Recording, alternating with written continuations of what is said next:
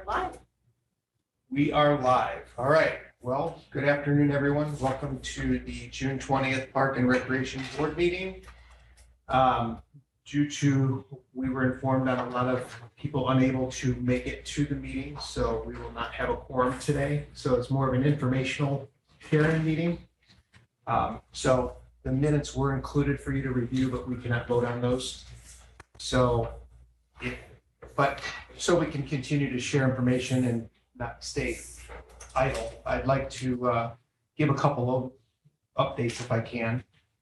Jeremy's not able to make it today, but in old business, I just wanted to give a few highlights on the Greenway Trail Phase 2 project update.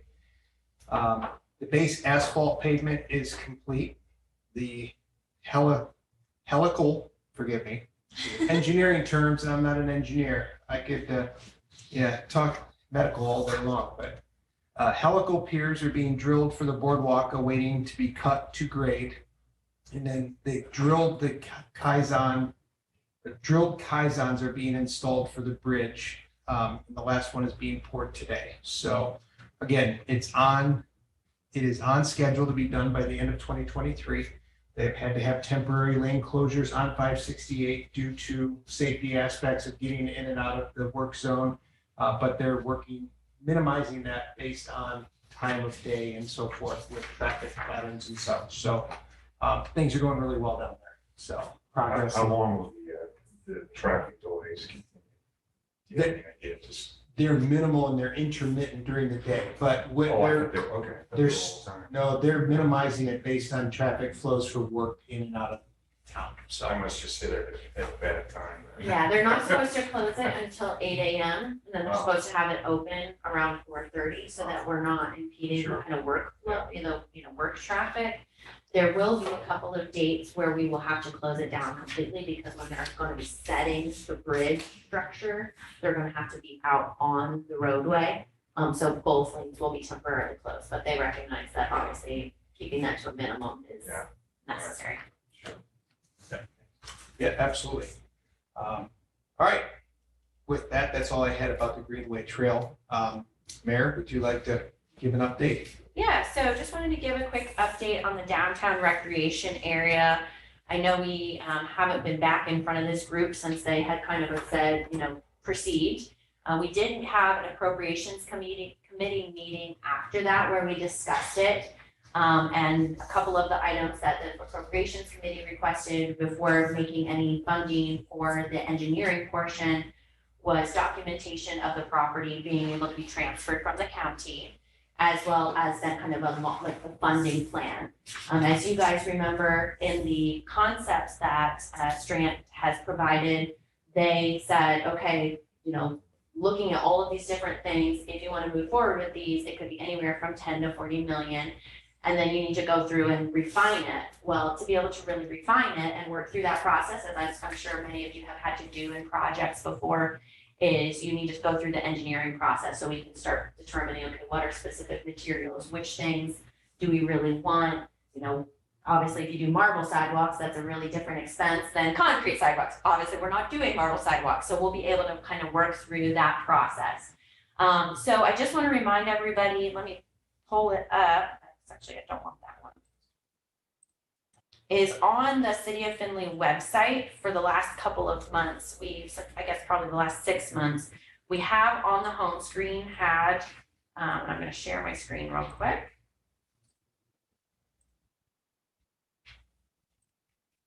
Got 9 windows open, which makes it a little more challenging.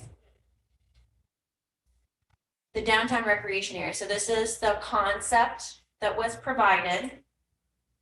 If you go on here, it provides kind of the breakdown of how we've got to this point, the various committee meetings where it's been discussed, the ordinances that have gotten us to this point, as well as the different presentations that were made over the last couple of years. So what we will be doing, I've requested an appropriations committee meeting next week to follow up on some of the to-dos to see how we can get this moving forward. One of the big components, if you guys recall, that the committee wanted us to look at doing something more iconic with, which is also going to be a significant expense, is replacing the pedestrian bridge. That can be a large portion of the project. And so we need to let the engineering firm that is doing the benching know sooner rather than later kind of what that preliminary looks like, where we think it would be, because that's going to impact their dirt movements. And we obviously want to marry those up as much as possible. Additionally, to be able to go out and solicit any grants or any, donations, we need to have a design in hand and have a more refined cost. So it doesn't have to be the final plans, but having a better understanding of what we really want to do and what we want to move forward with is necessary. So I know we've had folks say, well, how can we get local businesses to donate different aspects of it, whether it be landscaping or donating towards the project as a whole. I know we have a couple of businesses that are interested in specific aspects of it, but we need to refine those costs and designs that they know, what that contribution could potentially look like. So that's really where we're at. I just know we hadn't talked about it here for a little while, so wanted to provide a quick update. So any questions from the committee or Randy? Greg, you're the only one. You get asked all the questions today. I got a quick question if I can ask. I couldn't find in any of the minutes where the committee had any of the environmental issues that had been shared with Park and Rec Board. I guess I wondered for the record, well, it's not a meeting, but were the environmentals shared with this committee during that process? Because from reading the phase ones, it's very, very significant potentially in terms of what the issues could be. So no, we have not discussed because as I have shared with you, Jim, multiple times, the environmental risks, though I guess we have different opinions on them. Obviously, we're not going to build a park on an area that has contamination issues that are not going to be appropriately addressed. Some of the issues that had been previously identified with just like underground storage tanks or debris, just like at Swale Park, are addressed during the benching project, which any work that we would be doing in this area would be after that.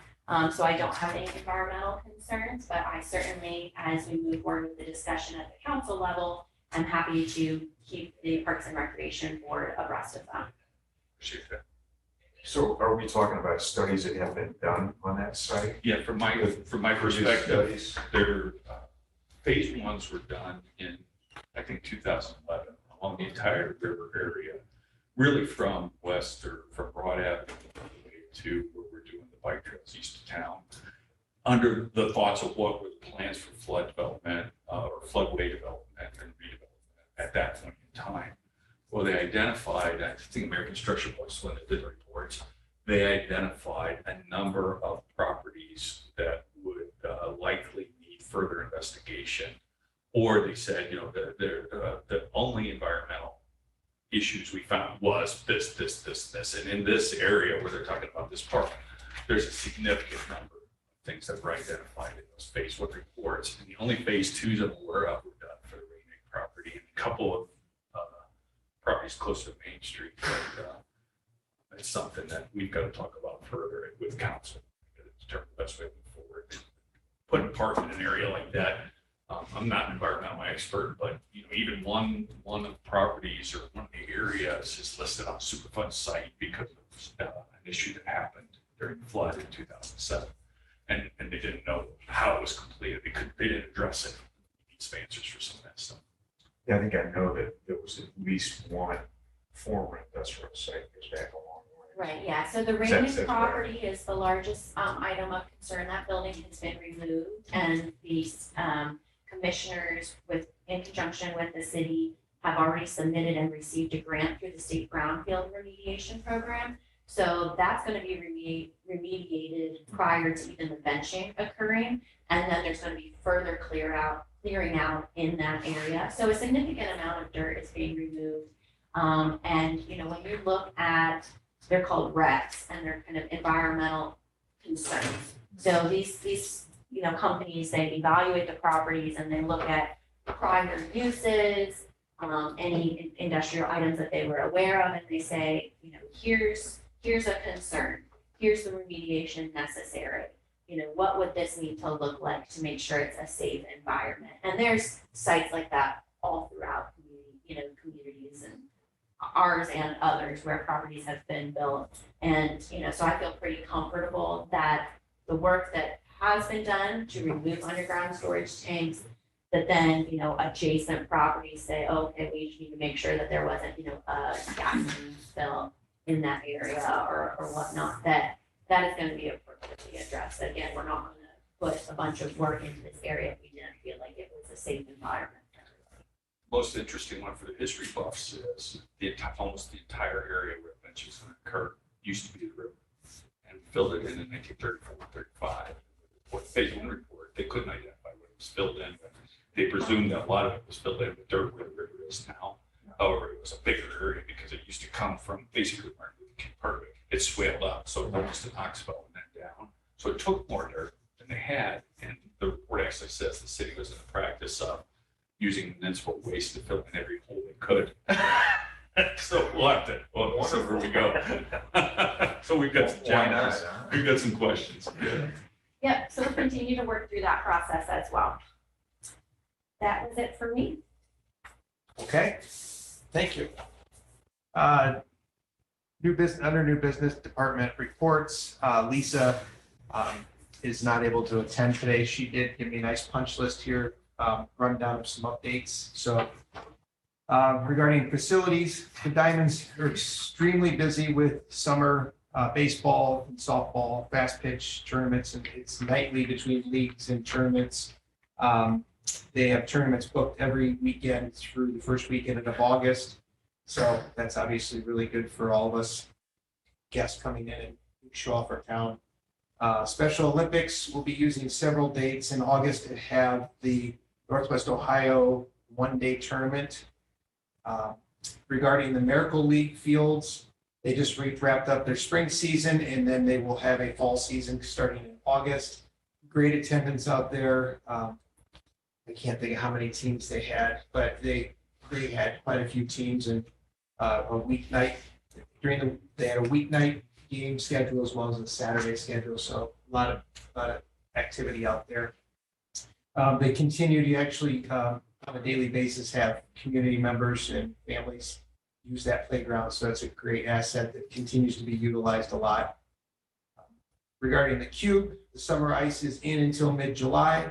Silver Blades is hosting a test session on the 10th. Minimal summer use for Summer Blades in Faha. There is an adult hockey league running this big full summer league, and they have a hockey camp coming up June 26th. Regarding programming, keep active, keep healthy. The attendance continues to get higher and higher. Keeps becoming very busy. They just participated and helped. I know there were 2 members from the rec department that helped out last week with the Camp 911 that was held at First Pres on South Main. It was a great, well-attended community event for children entering into kindergarten in the fall. So teaches safety aspects for police, fire, and a lot of different aspects, water safety, playground safety. It's been well received over the last 6 or 7 years. So they also provided kids activities for the 5K, for Flag City 5K. And they will be at XT Fitness June 24th for the Family Fitness Fair. A couple more items here. They posted a Learn to Skate camp. And it was the first one since COVID. They had 19 participants. So looking forward to that continuing to grow. They continue to work through the ExecuTime, which is a new scheduling software that's been implemented. It's been rolled out over the city departments over the last few months, and they continue to work through some things there, but it's a working progress, like all things with new technology and change. And they are now able to accept credit card payments at the Cube. That's been a process, but it's actually working quite well. So that is it in a nutshell regarding the rec department. Any questions? Okay, Dave, it's all You you. really don't have a lot from last month. Pool house has been completed. The cut point, the water joints, that's all done. Floor's done, pool's open. One thing we did get done before the pool opened was the stamped concrete, the entrance. That has all been taken out. new stamps went down, the border's all done, that's all turned out really good.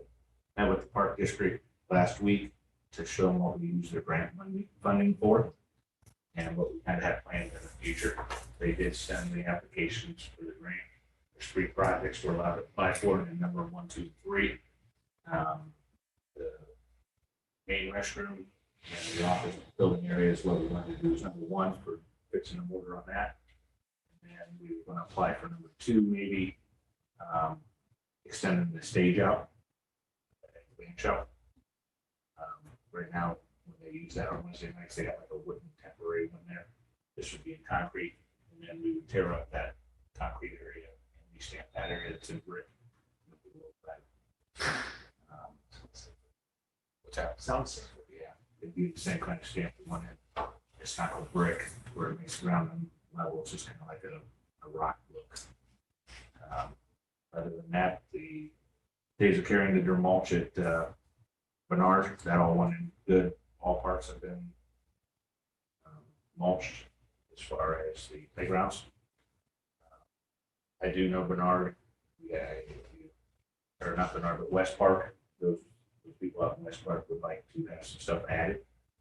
They want to have that kind of in December or in August. They're going to come to us about what they kind of wanted. I talked to the schools, but that is still school property. We just have to run through them. So I'll bring that back here. When you say add things, you mean like toys, like They play didn't toys know. in the park? They didn't know Okay. what the neighborhood wanted. The lady did bring up a walking path. I was kind of against that because of the maintenance that it creates. Let's see. Other than that, go on. Is the ball field still there? No. Okay, that's McDonald. No, that's been,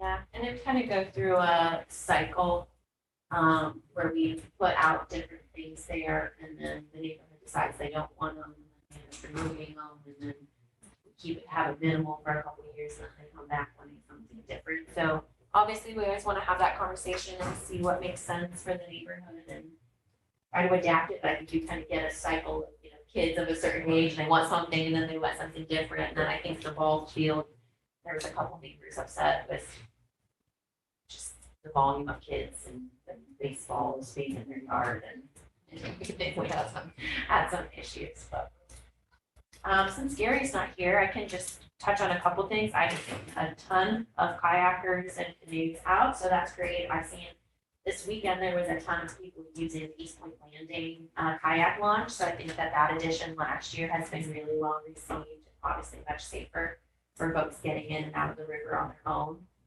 So that's been great to see people out being active. I know we didn't mention it during the Greenway Trail update, but we had people going around the cones and using the path already in the construction zone. We have to remind them that it's still under construction. You can't use it yet. And then I know we continue to try to work to identify how we can create connectivity among our various paths and trails. We are continuing to talk about how we, when we can get Greenway all the way out to Riverbend and then continue to extend out west to Litzenberg Park long term. That's really what we would like to see, is that connectivity. And long term, as we look, how does Hancock County fit into the whole Northwest Ohio region? I know I've talked to folks a couple of different times, and when you look at the state trail map, there's a lot of connectivity across the state, and then Northwest Ohio is not very connected. So obviously that's a long-term strategic item of getting that connectivity and helping make Findlay more of that hub as people are out riding and running and all of those different items. So because we do have a smaller group today, obviously we're missing a lot of folks. We'll make sure to let them know that this is recorded online so that they can review. And then as we work through the appropriations committee meeting, hopefully in the next month or so, we'll be prepared to have another meeting and come back and address the concerns. And then obviously the big thing is all of the members of this committee recognize the importance of investing in parks and recreation and the benefit that the work we're doing provides to the community as a whole. And certainly the downtown recreation is a huge opportunity I know you have all been very supportive of. So maybe lean on you all a little bit to help share that message and little more of the details of the process and the benefit it will provide. So, any other items? I guess, sorry, taking over your meeting. You can do whatever you want. I'm just used to running meetings. No, Could I step back just to the pool? Please. Because I thought we had a lot of potential long-term expenses in that, and we're, I'm sure, clicking some of those off. Mhm. Where are we in that percentage? So we still have a lot to do. As far as putting a new pool in, Well, no, I'm not sure, and we talked a little bit about this, I can't remember the last time we did it extensively, but the last time I remember, there was a lot to do from a maintenance standpoint. Yeah, so our team has done a great job of making improvements over the last couple of years, from repairing the shelter house to retooling pumps. We had to buy a couple of new pumps so we would have them on reserve for when they go out, doing a lot of kind of, I don't, for lack of a better term, crack sealing Oh. the pool. Right. You know, it is 50 years old, if not more than that. So it is something that we're probably going to start putting on the radar as a potential, rebuild or replace. I think it was 83. That one was. Somewhere around it. Yeah, so The like inside of the pool house has been totally redone. Yeah. And we did the floors, the showers, everything's been redone in that, new roof and all that stuff. 15 was our latest update. We totally redone almost new sandblasted the inside, new roofs going on. It was supposed to be done in July, but it's not gonna go on until August. The floor is done, being done this week, with the grinding the floor down and repaint it. But that is a total, you ever get a chance to go out there to see that and look inside the windows, down the windows and everything. That was a big upgrade. Yeah, it looks New really lighting. nice. Great job. some of the chemical maintenance and things in the off season that his team has changed, like, has reduced the risk of some of the major repairs or failures that we could experience in the season. So just minor tweaks of let's do it this way or let's try it that way based on recommendations of the people that build and repair the pumps. And the chemical maintenance has gone a long way. So it is definitely an aged asset, but And the Y's out of it completely now. No, Are they still in it? operate They're it. still in, okay. Yes, they operate it, they staff it, do all that. I would say probably in the next 10, 15 years, we'll probably need to do something there. Good question. Any other It's items? been a nice asset for this community for a long It time. has, well, I grew up on Basically Center grew up Street, here, so I and I grew was up down walking there a down lot, there a too. lot, many a days. I remember the old slide when you could get down head first. And, I had a friend that did that. He was going to play football for the University of Colorado. And he was he was a guard out there that Why is last this gonna be summer. a sad story? I don't want to say. Well, the injury could have been really sad. He broke his Yeah. neck. Ugh, Broke his neck and he played football, but it could have been a lot worse. Yeah. But that I was when hate to hear you that. had water going down the slide to make it faster. And there's only about 2 feet of water at the end. Yeah, so I don't know the results of this weekend, but I know they held a very big swim it was meet here. crazy out there. And I know family of mine from the Cleveland area are avid swimmers in a club environment, and they were over here. So Oh, yeah, It's a huge that's draw. a big one. My kids used to be in that. huge yeah. draw for our Yeah, community. that's So a big, it's an asset for sure. sure is. Yeah. Great. Okay, well, guess we don't really, other than adjourn and everyone have a great afternoon.